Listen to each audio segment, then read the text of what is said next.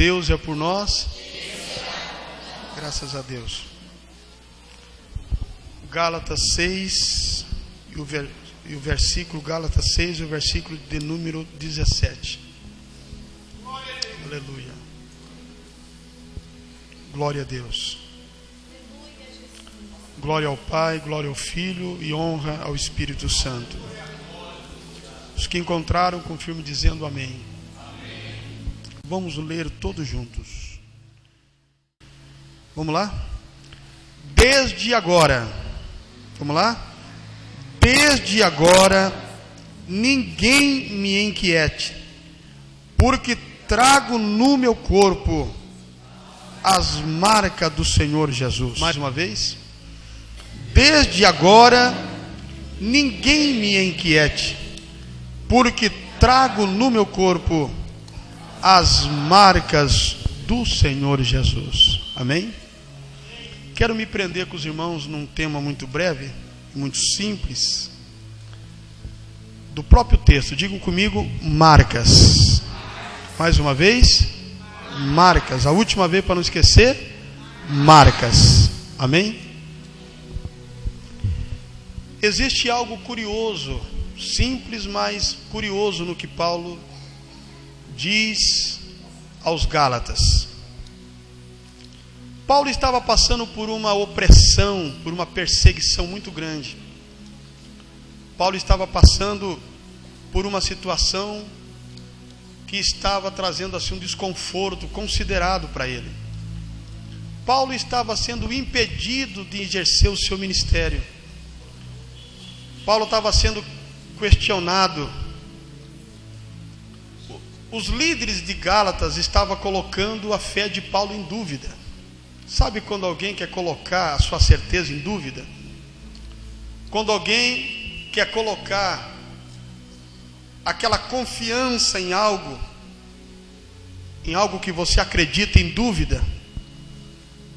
Era isso que eles estavam querendo fazer com Paulo. Um grupo de homens legalistas, um grupo de religiosos, estavam tentando de todas as formas silenciar Paulo. Estava tentando de todas as formas calar Paulo. E Paulo toma uma decisão. Paulo recorre para algo muito estranho. Paulo recorre, Paulo faz a sua defesa recorrendo para algo que poucos usam para algo positivo na sua vida. Paulo recorre para as suas marcas. Diga comigo, marcas.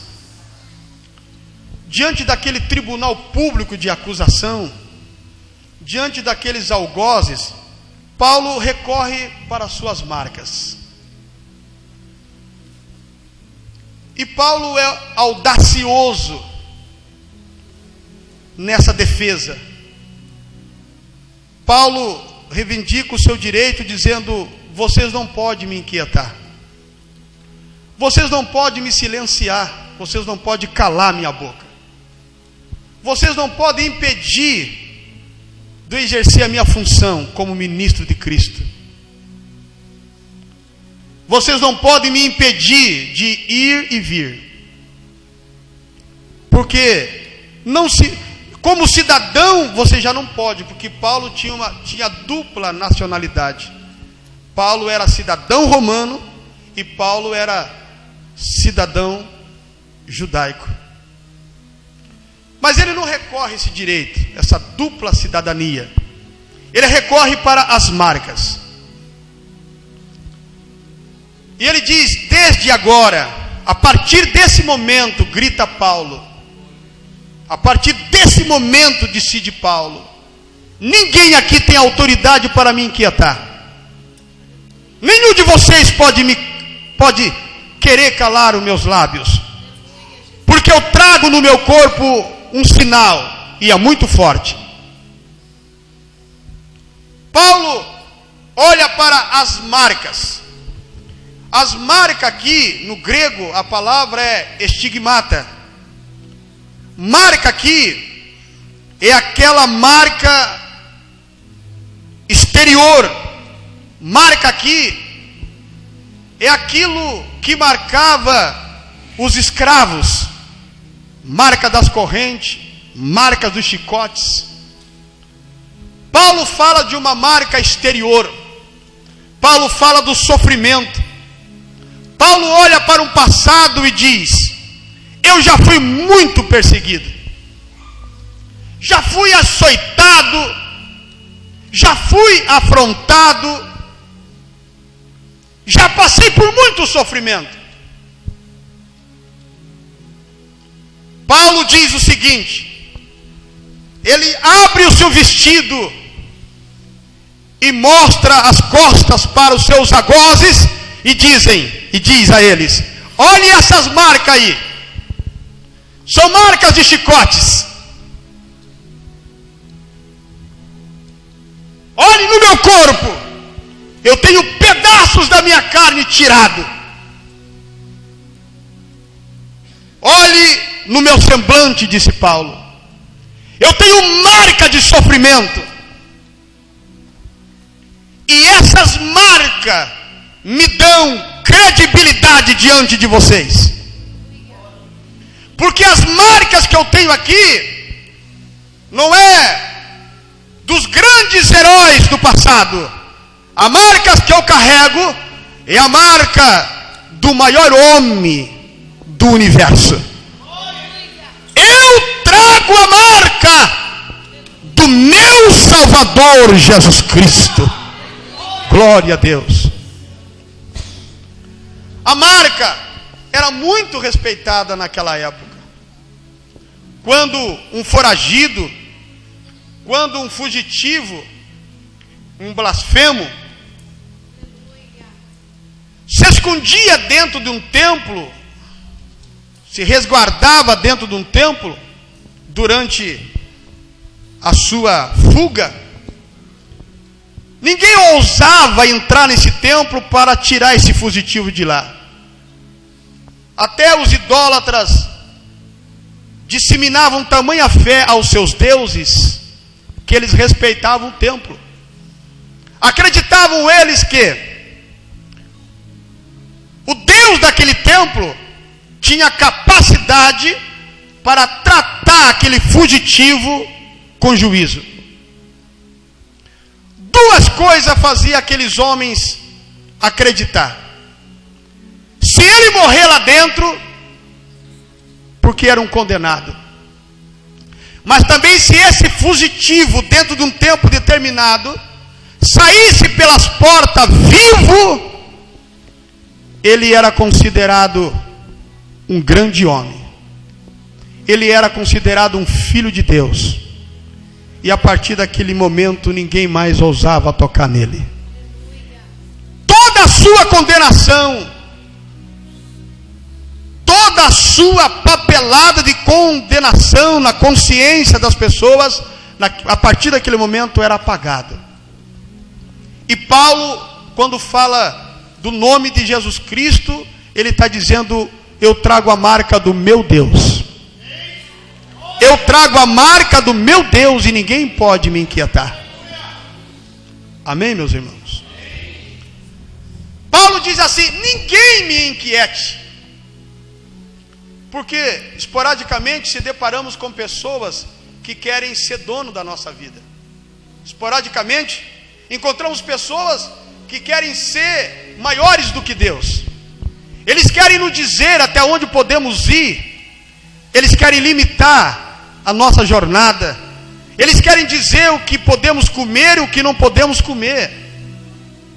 Quantas pessoas vivem refém de outras pessoas? Está entendendo? Diga amém. Quantas pessoas não têm paz porque são refém de alguém? Alguém que diz: se você fizer, eu derrubo você. Se você ousar fazer isso, eu destruo a sua vida.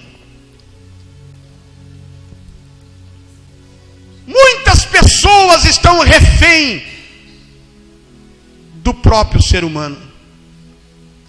Pessoas de potenciais, pessoas com futuro brilhante, pessoas de um futuro promissor, estão refém de pessoas.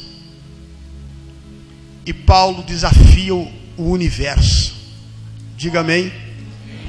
Diga assim, ó: ninguém, nem nos céus, nem embaixo do mar, nem no inferno, nem na face da terra, pode me inquietar. Se o inferno chegasse diante de Paulo, ele com a mesma audácia falaria: quem é vocês para tentar me calar? Nós somos os demônios que vieram, que estamos aqui para... Temos algumas acusações contra você. Ele ia dizer: maior do que as suas acusações são as marcas que eu trago do meu Salvador Jesus Cristo. Está entendendo? O que eu quero dizer para os irmãos nesta noite, queridos, que Paulo tira proveito de algo que nós precisamos aprender com ele. Diga para quem está do seu lado: sofrimentos, marcas para uma vitória no presente, no futuro. De novo, marcas do passado são marcas para uma vitória grande na sua vida, num futuro. Aleluia. Glória a Deus. Nós temos uma interpretação errada dos infortúnios da nossa vida. Nós tiramos lições erradas dos sofrimentos, das angústias, das perseguições, das perdas. Nós tiramos lições erradas para a nossa vida. Quantas pessoas estão refém de traumas de um passado? Perderam no passado e acham que agora jamais poderão ser vencedores, e por não acreditarem que podem ser vencedores, permanecem raquíticos, permanecem pequenos, permanecem isolados, manipulados por pessoas, porque tem um trauma na vida. Quantas pessoas paralisadas na fé, o número de crentes perdendo a força espiritual nos nossos dias não é pouco. As pessoas estão desanimadas, as pessoas estão frustradas. Por que é que você não veio no culto? Ai, pastor, muita luta, muita luta. Não dá. Continua, irmão. Não dá, pastor. Eu estou mais para desistir do que para continuar. Ô irmão, cadê-lhe o cargo? Cadê-lhe a função? Por que você não está ocupando a sua função? Ai, pastor, é tanta luta que eu passo nesse cargo, é tanta luta que eu passo nesse trabalho, que, olha, para falar a verdade, eu estou pensando bem, eu acho que eu estou pensando até em entregar, já pensei em entregar, porque eu sofro muito. Pergunte para quem já se separou: eu não quero casar mais. Por que você não quer casar? Porque eu tive um casamento frustrante. Quando me lembro dele, eu não tenho nem vontade de casar mais. Diga para o teu irmão: o teu passado, diga, o teu passado tem uma ponte para um grande futuro na sua vida. Se tem passado, tem presente. Se tem presente, tem um futuro. Paulo olha para o passado e Paulo lembra lá em Efésios: eu fui surrado. Por que vocês me surraram? O que eu fiz? Essa surra que você levou foi por você ser fiel a Cristo. Poxa, eu precisei apanhar por isso? Precisou. Mas aquelas surras que Paulo levou não fez ele desistir da fé. cárcere, amarrados, sangrando, cheio de dor, sem ânimo, mas ele tira a força da fraqueza e diz para Silas: Silas, não vamos nos calar, nós estamos aqui por uma boa causa, somos inocentes, somos alvo de perseguição, estamos sendo alvo de retaliação, alguém quer calar os nossos lábios, alguém quer nos impedir de fazer o que tem que ser feito. Vamos cantar, Silas, vamos cantar, Paulo, vamos cantar. E começaram a adorar o Senhor lá no cárcere. Os presos ficaram admirados, porque tinha pessoas que estavam presas ali, que não estavam tão machucadas como Paulo.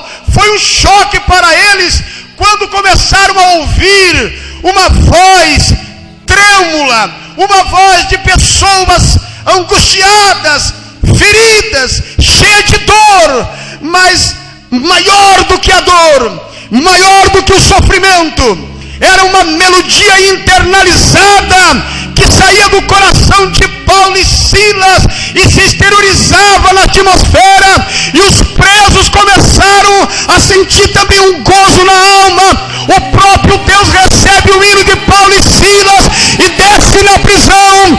Um grande terremoto há naquela prisão, e Paulo e Silas são libertos naquela noite, e outros presos são libertos com Paulo também.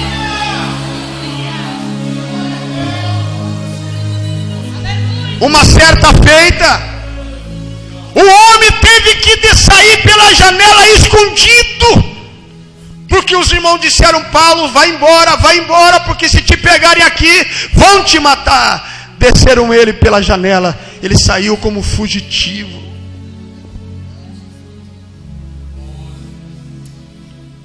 Uma certa feita, os irmãos ficaram tão constrangidos com Paulo.